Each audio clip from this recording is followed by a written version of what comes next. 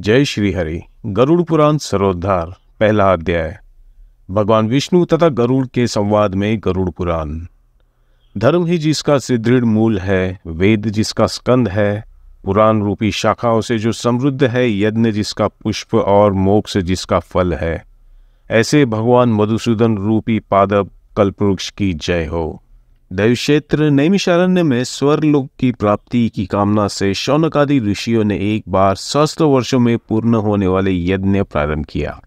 एक समय प्रातःकाल के हवन आदि कृत्यों का संपादन करके उन सभी मुनियों ने सत्कार किए गए आसनासीन सूत जी महाराज से आदरपूर्वक ये पूछा। ऋषियों ने कहा, हे सूत जी महाराज, आपने सुख देने वाले देवमार्ग का सम्यक निरूपण किया है। इस समय हम लोग भयावह यम मार्ग के विषय में सुनना चाहते हैं। आप सांसारिक दुखों को और उस क्लेश के विनाशक साधनों को तथा इस लोक और परलोक के क्लेशों को यथावत वर्णन करने में समर्थ है, अतः उसका वर्णन कीजिए। सूत जी बोले, हे मुनियों, आप लोग सुने। मैं अत्यंत दुर्गम यम मार्ग के विषय में कहता हूँ, जो पुण्यात्मा जनों के लिए सुखद है और पापियों के लिए दुखद है। गरुड़ जी ने पूछने पर भगवान विष्णु ने उनसे जैसे कुछ कहा था, मैं उसी प्रकार आप लोगों के संदेह की निवृत्ति के लिए कहूंगा। किसी समय वैकुंठ में सुखपूर्वक विराजमान परम गुरु श्री हरि से विनता पुत्र गरुड़ जी ने विनय से झुककर पूछा। गरुड़ जी ने कहा, हे देव, आपने भक्ति मार्ग का अनेक प्रकार से मेरे समक्ष वर्णन किया है और भक्तों को प्राप्त होने वाली उत्तम गति के विषय में भी कहा है। अब हम भयंकर यम मार्ग के विषय में सुनना चाहते हैं। हमने सुना है कि आपकी भक्ति से विमुख प्राणी नरक जाते हैं। भगवान का नाम सुगमता पूर्वक लिया जा सकता है। जिह्वा प्राणी के अपने वश में है तो भी लोग नरकों को जाते हैं। ऐसे अधम मनुष्य को बार बार धिक्कार है। इसलिए हे भगवान, पापियों को जो गति प्राप्त होती है तथा यम मार्ग में जैसे वे अनेक प्रकार के दुख प्राप्त करते हैं, उसे आप मुझे कहें। श्री भगवान बोले, हे पक्षींद्र, सुनो। जिस मार्ग से पापी जन नरक की यात्रा करते हैं और जो सुनने वालों के लिए भी भयावह है। हे तार्क्ष, जो प्राणी सदा पाप परायण है, दया और धर्म से रहित है, जो दुष्ट लोगों की संगत में रहते हैं, सत शास्त्र और सत्संग से विमुख है, जो अपने को स्वयं प्रतिष्ठित मानते हैं, अहंकार है तथा धन और मन के मद से चूर है, असुरी शक्ति को प्राप्त है तथा देवी संपत्ति से रहित है, जिनका चित्त अनेक विषयों में आसक्त होने से भ्रांत है, जो मोह के जाल में फंसे हैं और कामनाओं के भोग में ही लगे हैं। ऐसे व्यक्ति अपवित्र नरक में गिरते हैं। जो लोग ज्ञानशील है वे परम गति को प्राप्त होते हैं। पापी मनुष्य दुख पूर्व यम यातना प्राप्त करते हैं। पापियों को इस लोक में जैसे दुख की प्राप्ति होती है और मृत्यु के पश्चात वे जैसे यम यातनाओं को प्राप्त होते हैं, उसे सुनो। ये तो उपार्जित पुण्य और पाप के फलों को पूर्व में भोग कर कर्म के संबंध से उसे कोई शारीरिक रोग हो जाता है। मानसिक रोग और शारीरिक रोग से युक्त तथा जीवन धारण करने की आशा से उत्कंठित उस व्यक्ति की जानकारी के बिना ही सर्प की भांति बलवान काल उसके समीप आ पहुंचता है। उस मृत्यु की संप्राप्ति की स्थिति में भी उसे वैराग्य नहीं होता। उसने जिसका भरण पोषण किया था उन्हीं के द्वारा उसका भरण पोषण होता है। वृद्धावस्था के कारण विकृत रूप वाला और मरणाभिमुख वह व्यक्ति घर में ही अवमान पूर्वक दी हुई वस्तु को कुत्तों की भांति खाता हुआ जीवन व्यतीत करता है। वो रोगी हो जाता है, उसे मंदाग्नि हो जाती है और उसका आहार तथा उसकी सभी चेष्टाएं कम हो जाती है। प्राणवायु के बाहर निकलते समय आंखें उलट जाती है, नाड़ियां कफ से रुक जाती है, उसे खांसी और श्वास लेने में प्रयत्न करना पड़ता है तथा कंठ से घुर घुर से शब्द निकलने लगते हैं। चिंतामग्न स्वजनों से घिरा हुआ तथा सोया हुआ वो व्यक्ति कालपाश के वशीभूत होने के कारण बुलाने पर भी नहीं बोलता। इस प्रकार कुटुंब के भरण पोषण में ही निरंतर लगा रहने वाला अजितेंद्रिय व्यक्ति अंत में रोते बिलखते बंधु बांधव के बीच उत्कंठ वेदना से संज्ञा शून्य होकर मर जाता है।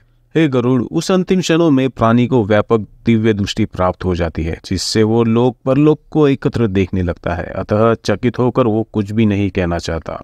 यमदूतों के समीप आने पर सभी इंद्रियां विकल हो जाती है, चेतना जड़ीभूत हो जाती है और प्राण चलयमान हो जाते हैं। अतुरकाल में प्राणवायु के अपने स्थान से चल देने पर एक क्षण भी एक कल्प के समान प्रतीत होता है और 100 बिच्छुओं के डंक मारने जैसे पीड़ा होती है, वैसे पीड़ा का उस समय उसे अनुभव होने लगता है। वो मरणासन व्यक्ति फेन उगलने लगता है और उसका मुख लार से भर जाता है। पापीजनों के प्राणवायु अधोद्वार यानी गुदामार्ग से निकलते हैं। उस समय दोनों हाथों में पाश और दंड धारण किए नग्न दांतों को कटकटाते हुए क्रोधपूर्ण नेत्रों वाले यम के 2 भयंकर दूत समीप आते हैं। उनके केश ऊपर की ओर उठे होते हैं। वे कौवे के समान काले होते हैं और टेढ़े मुख वाले होते हैं तथा उनके नखे आयुध की भांति होते हैं। उन्हें देखकर भयभीत हृदय वाला वो मरणासन प्राणी मलमूत्र विसर्जन करने लगता है। अपने 5 भौतिक शरीर से हाय हाय करते हुए निकलता हुआ तथा यमदूतों के द्वारा पकड़ा हुआ वो अंगुष्ठ मात्र प्रमाण का पुरुष अपने घर को देखते हुए यमदूतों के द्वारा यातना देह से ढक करके गले में बलपूर्वक पाशों से बांधकर सुदूर यममार्ग पर यातना के लिए उसी प्रकार ले जाया जाता है जिस प्रकार राजपुरुष दंडनीय अपराधी को ले जाते हैं। इस प्रकार ले जाए जाते हुए उस जीव को यम के दूत तर्जना करके डराते हैं और नरकों के तीव्र भय का पुनः पुनः वर्णन करते हैं। यम के दूत कहते हैं, रे दुष्ट, शीघ्र चल, तुम यमलोक जाओगे। आज तुम्हें हम सब कुंभी पाक आदि नरकों में शीघ्र ही ले जाएंगे। इस प्रकार यमदूतों की वाणी तथा बंधु बांधवों का रुदन सुनता हुआ वो जीव जोर से हाहाकार करके विलाप करता है और यमदूतों के द्वारा प्रताड़ित किया जाता है। यमदूतों की तर्जनाओं से उसका हृदय विदीर्ण हो जाता है, वो कांपने लगता है। रास्ते में उसे कुत्ते काटते हैं और अपने पापों का स्मरण करता हुआ वो पीड़ित जीव यम मार्ग में चलता है। भूख और प्यास से पीड़ित होकर सूर्य दवाग्नि एवं वायु के झोंकों से संतप्त होते हुए और यमदूतों के द्वारा पीठ पर कोड़े से पीटे जाते हुए उस जीव को तपी हुई बालुका से पूर्णतया विश्राम रहित और जल रहित मार्ग पर असमर्थ होते हुए भी बड़ी कठिनाई से चलना पड़ता है। थककर जगह जगह गिरता और मूर्छित होता हुआ वो पुनः उठकर पापी जनों की भांति अंधकार पूर्ण यमलोक में ले जाया जाता है। 2 अथवा 3 मुहूर्त में वो मनुष्य वहां पहुंचाया जाता है और यमदूत उसे घोर नरक यातनाओं को दिखाते हैं। मुहूर्त मात्र में यम को और नरक की यातनाओं के भय को देखकर वो व्यक्ति यम की आज्ञा से आकाश मार्ग से यमदूतों के साथ पुनः इस लोक यानी मनुष्य लोक में चला आता है। मनुष्य लोक में आकर अनादि वासना से बद्ध वो जीव देह में प्रविष्ट होने की इच्छा रखता है, किंतु यमदूतों द्वारा पकड़कर पाश में बांध दिए जाने से भूख और प्यास से अत्यंत पीड़ित होकर रोता है। हे ताक्षर्य, वह पात की प्राणी पुत्रों से दिए हुए पिंड तथा अतुल काल में दिए हुए दान को प्राप्त करता है तो भी उस नास्तिक को तृप्ति नहीं होती। पुत्रादि द्वारा पापियों के उद्देश्य से किए गए श्राद्ध, दान तथा जलांजलि उनके पास ठहरती नहीं, अतः पिंडदान का भोग करने पर भी वे क्षुधा से व्याकुल होकर यम मार्ग में चले जाते हैं। जिनका पिंडदान नहीं होता वे प्रेत रूप में होकर कल्प पर्यंत निर्जन वन में बहुत दुखी होकर भ्रमण करते रहते हैं। सैकड़ों करोड़ों कल्प बीत जाने पर भी बिना भोग किए कर्मफल का नाश नहीं होता और जब तक वो पापी जीव यातनाओं का भोग नहीं कर लेता तब तक उसे मनुष्य शरीर भी प्राप्त नहीं होता। हे पक्षी, इसलिए पुत्रों को चाहिए कि वो 10 दिनों तक प्रतिदिन पिंडदान करें। हे पक्षी श्रेष्ठ, वे पिंड प्रतिदिन 4 भागों में विभक्त होते हैं। उनमें 2 भाग तो प्रेत के देह के पंचभूतों की पुष्टि के लिए होते हैं, तीसरा भाग यमदूतों को प्राप्त होता है और चौथा भाग से उस जीव को आहार प्राप्त होता है। 9 रात दिनों में पिंड को प्राप्त करके प्रेत का शरीर बन जाता है और 10वें दिन उसमें बल की प्राप्ति होती है। हे खग, मृत व्यक्ति के देह के जल जाने पर पिंड के द्वारा पुनः 1 हाथ लंबा शरीर प्राप्त होता है, जिसके द्वारा वो प्राणी यमलोक के रास्ते में शुभ अशुभ कर्मों के फल को भोगता है। पहले दिन जो पिंड दिया जाता है उससे उसका सिर बनता है, दूसरे दिन के पिंड से ग्रीवा यानी गर्दन और स्कंद यानी कंधे तथा तीसरे पिंड से हृदय बनता है। चौथे पिंड से पुष्ट भाग, 5वें से नाभि, 6ठे तथा 7वें पिंड से कमर और गुहांग उत्पन्न होते हैं। 8वें पिंड से जांघें, 9वें पिंड से घुटने तथा पैर बनते हैं। इस प्रकार 9 पिंडों से देह को प्राप्त करके 10वें पिंड से उसकी क्षुधा और तृषा यानी भूख प्यास ये दोनों जागृत होती हैं। इस पिंडज शरीर को प्राप्त करके भूख और प्यास से पीड़ित जीव 11वें तथा 12वें 2 दिन भोजन करता है। 13वें दिन यमदूतों के द्वारा बंदर की तरह बंधा हुआ वो प्राणी अकेला उस यम मार्ग में जाता है। हे खग, मार्ग में मिलने वाली वैतरणी को छोड़कर यमलोक के मार्ग की दूरी का प्रमाण 86,000 योजन है।